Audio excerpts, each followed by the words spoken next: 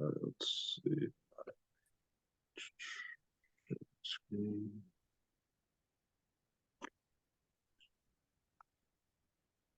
All right.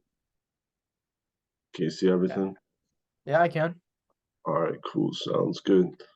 All right, so we'll be doing module two. So Mhm. module two is about the wealth of nations and economic growth and kind of how some nations got to where they are now and some kind of floundered and didn't get too far. But yeah. All So right. this one so first off, this one kind of talks about the link between the health of nations and the wealth of nations.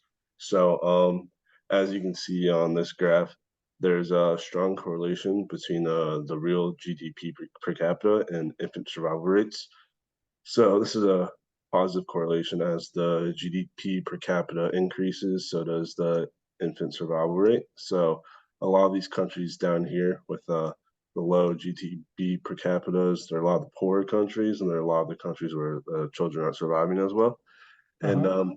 the increased wealth of a nation can help improve the health of a nation, as economic growth can lead to things like healthier and more sanitary practices, which can improve survival rates. For example, the book would talk about how economic growth would help lead to better like plumbing solutions and stuff like that, which would help prevent like diarrhea and cleaner water and that stuff, which could lead to people getting sick. Do you happen to know why India and China were in red? I think that's because they're let's see. Let's see here for a sec. I think that was because their populations were so large. I Oh, okay. believe because these are GDP per capita, but countries like India and China, they have decently high GDPs, but they have so many people that it's kind of brought down their GDP Oh, they per must be, capita. it might be like in the negative or something like that. Yeah, it's They're just I not think doing it has good. to do with the population size and stuff like that. So let's see Okay. next. So now why are some nations wealthy and others are poor, and how can that even be changed? So just a little fact to start: 95% of the world's population lives in countries with a smaller GDP per capita than the U.S., meaning most of the world's population is poor compared to the U.S. And although like we may look around the United States and see there's definitely some like poorer areas, Yep. a lot of like single parent households and stuff like that, a lot of our population is much more rich compared to some other places in the country. And this also has to do with the income distribution, because just because we have such a high GDP per capita does not mean that everyone's living at that rate. There's going to be some people who are definitely more rich because of the income distribution we have here in the US. I think the example they used was like Nigeria, where Um, where the GDP, or what is it, the capita, something GDP per capita was pretty high, or it's mhm. pretty low, but it doesn't mean like everybody in that country is like dirt Yeah, poor. yeah, Like exactly. there are some really rich people in Nigeria. They'll always find some rich people everywhere, the oil Yep. money or whatever they got going for them. Yep. But interestingly enough, long time ago, ancient times, we all were poor. So it is estimated that in the year one, as they call it, the average GDP per capita was around $700 to $1,000 in 2015 dollars.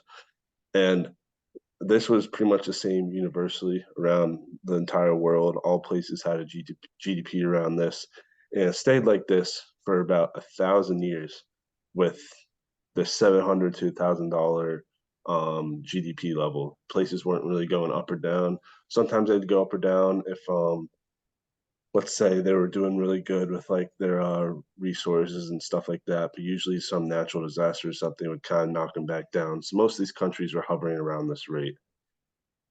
Okay. And as you can tell from the year one, as they call it, to around 1500, everyone was on the same playing level in terms of GDP per capita. Nothing's really going up or down here. And then once you hit that 1500, that's when the United States and Western Europe start to take off a little. And with things like the Industrial Revolution and stuff like that, they really took off. and you can see how their growth rates were much larger compared to a lot of other regions in the world, which are still lagging behind today. I didn't think India was that bad. Yeah, well, we'll get to it later actually, but they say a lot of it is due to their lack of efficiency in using their capital and stuff. But yeah, this is like the hockey stick example they talked about here. Okay. And so this module covers a little bit about GDP growth as well. But when the term economic growth is used, they're referencing the growth rate of the real GDP per capita. And Yep. so to find this growth rate, you just do the new GDP per capita minus the old GDP per capita over the old GDP per capita.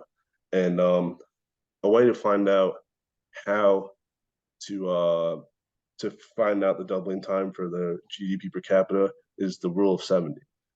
So the rule of 70 works by taking number 70 and dividing it by the percent growth rate. So what would a 2% growth rate, how long would it take? How many years for it to double? So you would just do the 70 divided by the 2 then?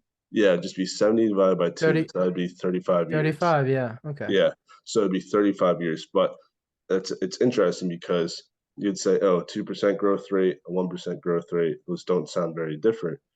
It's Mm-hmm. very minuscule percent. That's the difference between 35 years and 70 years. So the way this stuff compounds and stuff makes it this percentage growth rates a lot more important than they may seem on the surface. Yeah. Okay. And so here's some growth miracles and disasters. The United States, they're definitely not as drastic as a couple other examples here, but because we've experienced such consistent growth over the past 200 years, we've had a steady incline in our GDP per capita. So we are, like I said, 95% of the world's population has less GDP per capita than we do. So we are a very steady growth upwards. Japan, up to World War II, was their GDP per capita was suffering very low. And pretty much right after World War II, it shot up. They had 8.5% annual growth from 1950 to 1970, which is a very, very large number. So that definitely was a growth miracle for them. And South Korea similarly had a growth miracle of 7.2% annual growth from 1970 and 1990. And Yeah. Okay. Okay. yeah, and then some disasters. So Nigeria was actually poorer in 2005 than it was in 1974. And since 1950, they've had Dang. minimal growth at all. Their capita, if you look at there was a graph that showed it, Mm-hmm. straight line. So The one with India? Yep. yeah, barely any growth at all.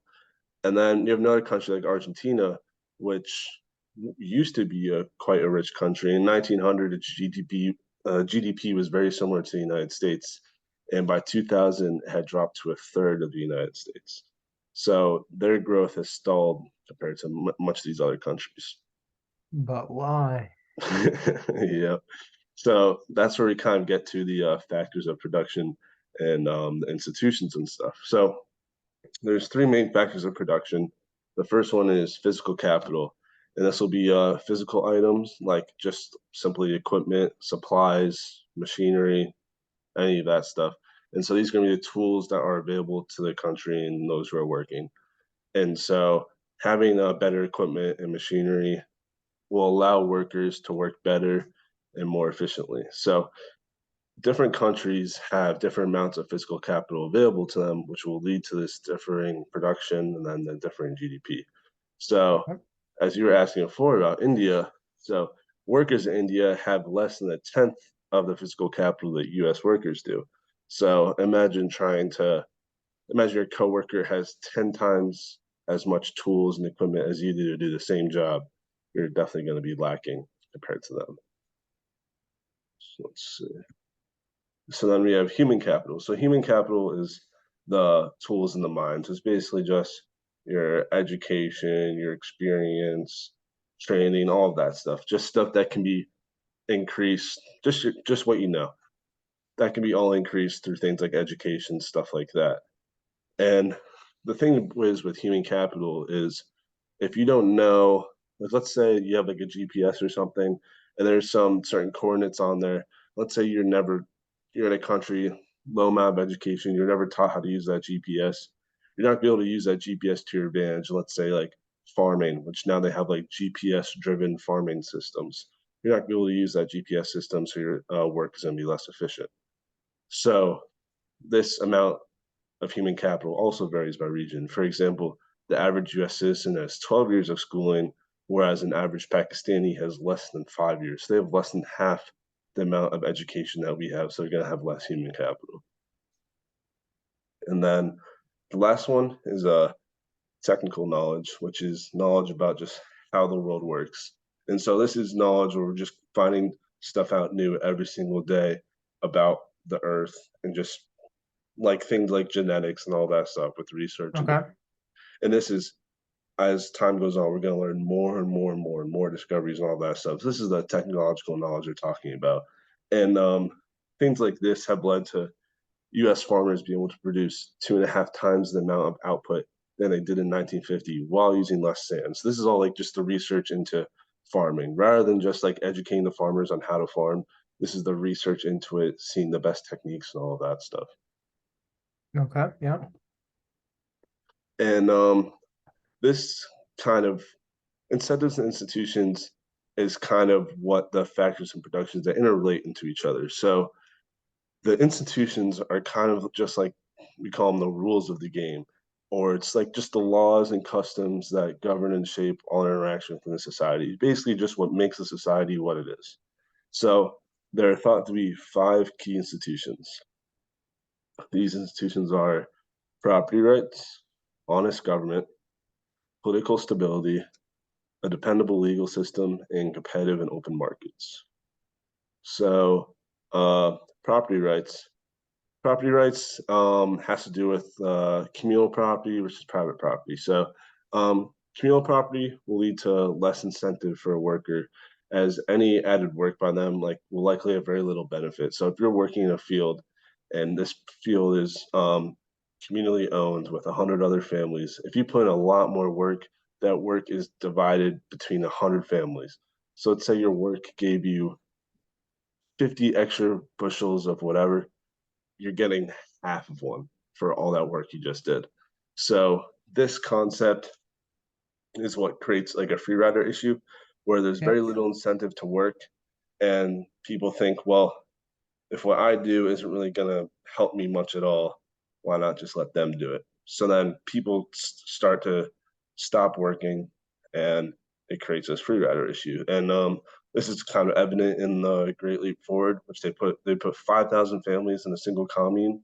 And because there was very little incentive for the farmers to continue farming when they had 5,000 people farming with them that they just thought could do their job for them. Um, the production dropped and a lot of farmers began to starve because of just the lack of incentives and no one was farming. And later on, China transitioned towards more of an individual farming setup. And that led to a 50% increase in food production just because the farmers are now going to be working for their self-interest rather than trying to produce for a community. You would They think they would know that would happen. yeah, yeah, their work was correlated. Their work would be better correlated with their production and stuff like that. Let's see. So then now we have a honest government. So an honest government, this is kind of talking about like the corruption and just how the government's working. So if you have a corrupt government, their funds may be utilized for things that a proper government would not. Things like bribery or just politicians taking it for themselves. And it's not instead being invested towards entrepreneurs or new businesses or research and that type of stuff. So, as you can tell with this graph here, the countries with the least amount of corruption easily have the highest GDP per capita. And it's a clear negative correlation as the GDP per capita goes down, the corruption goes up. So Okay. yeah, and then on the flip side, if you have an honest government which is utilizing their funds properly, the taxpayer money, the infrastructure is going to be better, the education is going to be better. There's going to be a lot more efficiency, a lot better productivity among citizens and workers and stuff like that. Let's see. Political stability. Um, this is kind of more like a civil war. Maybe some countries in the Middle East, Africa over there, which are having a lot of internal conflict. So the government in those times is more likely to invest into those civil wars and worry about those civil wars rather than investing in jobs in the future and stuff like that. So a lot of the money that they even do have is being diverted towards those civil war efforts and stuff like that because if they don't even know if they're going to have a future in the government, they're not going to worry about it. So Okay. political stability is a very important factor in where the funds are going and stuff like that. A dependable legal system is another institution. So if people have doubts about the legal system, they won't want to invest large sums into their property or other investments because if they don't think the legal system will be able to protect that large amount of money they just put into it, um, they don't want to risk it. So if they have a business that they would need to put a lot of money into, but or some property, and they don't think the legal system can protect them, they're going to be more hesitant to do so.